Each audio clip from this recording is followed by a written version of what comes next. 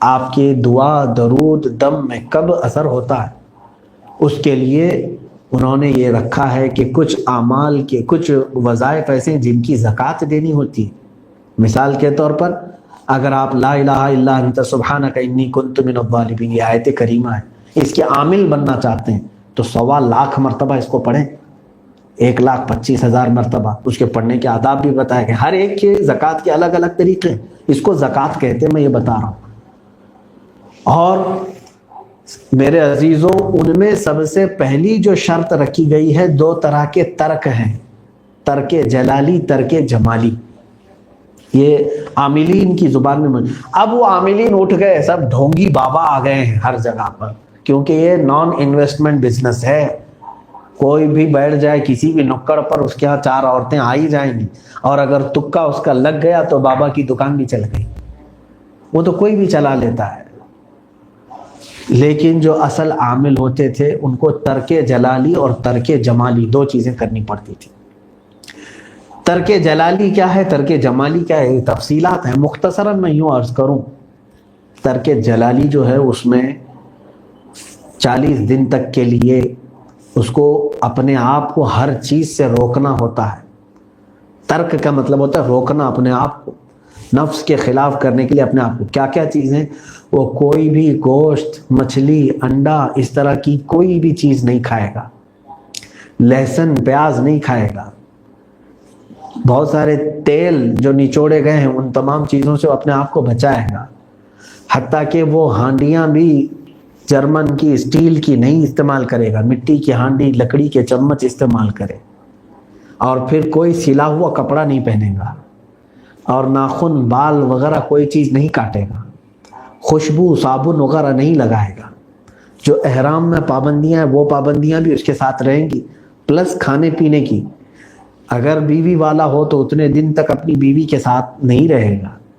یہ ترک کرتا ہے، ظاہر سی بات ہے یہ آسان کام نہیں ہے، بولنے میں آسان لگ رہا ہے کہ وہ خود اپنے ہاتھ سے پکائے گا، بھاجی پکائے روٹی پکائے، بھاجی پکائے روٹی پکائے، یہی کھاتا رہے، سوکھی دال بغیر بگارے ہوئے، اور پھر چاول لے، اسی پر 40 دن گزریں گے، اس کا جسم کی حالت الگ ہو جاتی ہے۔ پھر پلس اس کو اتنے لاکھ مرتبہ وہ وظیفہ بھی پڑھنا ہے۔ جب ترک جلالی کے ساتھ کوئی یہ وظیفہ کرتا ہے تو پھر اس کی زبان کی تاثیر غضب کی حد تک بڑھ جاتی ہے، حتیٰ کہ اگر وہ کسی کا ہاتھ پکڑ کر کے کسی کو اجازت دے دے تو اس کے اندر بھی وہ تاثیر ہوتی ہے۔ یہ آپ کو میں بتا رہا ہوں کہ جب بندہ اپنے آپ کو ترک کر کے بیٹھاتا ہے، ترک جلالی جس کو کہتے ہیں، ترک جلالی یا جمالی جو عملیات کے میدان میں ہے، یہ بھی تربیت ہے نفس امارہ کو ختم کرنے کے لیے۔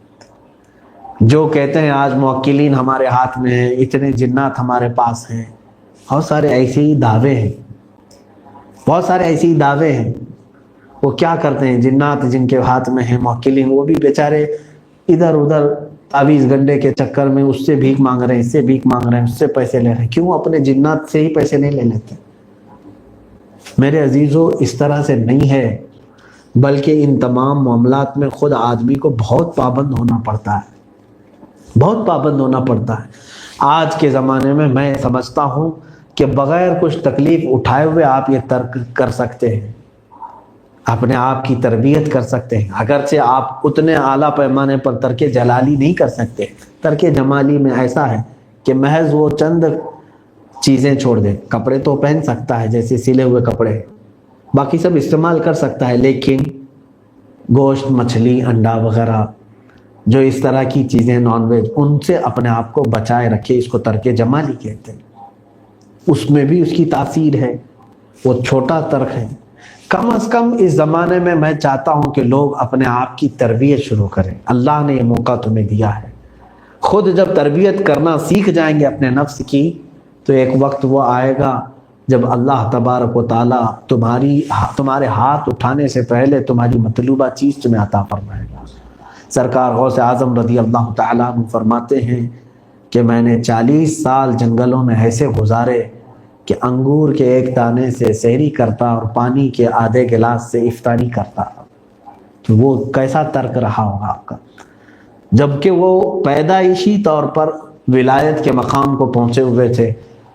ان کی ماں خود کہتی ہیں کہ جب سے میں نے پیٹ میں محسوس کیا شیخ عبد القادر جیلانی کو، عجیب و غریب چیزیں میں نے دیکھی۔ اللہ نے ان کو اس زمانے میں ولایت کے مقام پر فائز کر دیا تھا، اس کے باوجود انہوں نے محنتیں کی، مشقتیں کی، اپنے نفس کے خلاف جہاد کیا۔ آج کا میرا یہی میسج ہے سارے لوگوں کے لیے کہ نفس امارہ سب کے ساتھ ہے، کچھ چیزیں کم کر لو اپنی زندگی میں تو آپ کا کوئی نقصان نہیں ہونے والا ہے۔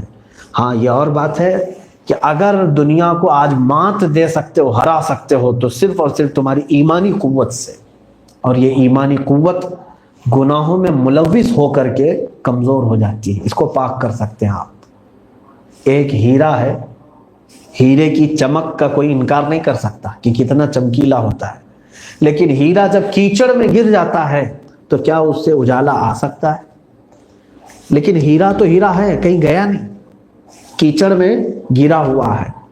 ہیرے کی چمک ویسی ہی رہے گی، اندر ہے، لیکن ہم نے اس کے اوپر کیا ڈالا ہے؟ کیچڑ ڈالا ہے، جس کی وجہ سے اس کی چمک کسی کو بھی نظر نہیں آتی۔ صرف کام اتنا ہے وہ کیچڑ ہٹائیں، ہیرے کو دھل دیں، تو پھر پورے لوگوں کو نظر آئے گا کہ اس کی چمک کتنی تیز ہوتی ہے۔ ہوتا ہے نہیں؟ یہی مثال، ایمان ہیرے سے زیادہ قیمتی اور چمکیلا ہے، آپ کے پاس ہے، لیکن گناہوں کا کیچڑ ہم اس کے اوپر ڈال کے رکھے ہیں، اپنے نفس کی خواہشات اس کے اوپر ڈال کر کے رکھے ہوئے ہیں، جس کی وجہ سے اس کی چمک سے ہمارے آس پڑوس کو بھی فائدہ نہیں ہو رہا ہے، کوئی ہمارے اخلاق سے صحیح نہیں ہو پا رہا ہے۔ ایمان کو جب آپ پھر سے اس کے اصلی حالت پر لائیں گے، ان گناہوں کے میل اور ان کے تمام چیزوں سے اسے آزاد کریں گے، پھر دیکھنا آپ جس جگہ بیٹھے ہوں لوگ آپ کے صرف اور صرف چہرے کو دیکھ کر کے بھی اپنے گناہوں سے توبہ کریں گے۔ آپ کی محفل میں بیٹھ کر کے لوگ توبہ کریں گے، آپ کی زبان سے نکلے ہوئے الفاظ سے لوگ اپنے آپ کو بدل لیں گے۔ اللہ رب العزت ہم سب کو نفس امارہ کی شرارتوں سے محفوظ و مامون فرمائے۔ قدیر و جبار خدا، ہم چاہ کر کے بھی بچ نہیں پاتے۔ میرے آقا صلی اللہ تعالیٰ علیہ وسلم نے جب اللہ تیرے بارگاہ میں یوں عرض کی ہے دعا کے طور پر، اللہم لا تکلنی الی نفسی طرفۃ عین، اے اللہ تو مجھے میرے نفس کے حوالے ایک منٹ کے لیے بھی نہ دے، ایک آن کے لیے بھی مجھے میرے نفس کے حوالے نہ فرما، تو اپنی حفاظت میں رکھ۔ جب وہ رسول پاک صلی اللہ علیہ وسلم نے یہ دعا کیا ہے تو مولا ہم جیسے گنہگار، ہم جیسے اسیاں شیار خطا کار، اگر تو نے ہم سب کو ہمارے نفس کے حوالے چھوڑ دیا تو مولا ہم تو بچ ہی نہ پائیں گے۔ اے قدیر و جبار خدا، تو ہمیں ہمارے نفس کے حوالے ایک سیکنڈ کے لیے بھی نہ دے، تو اپنی حفاظتوں میں ہم سب کو رکھ، ہم سب کی حفاظت فرما۔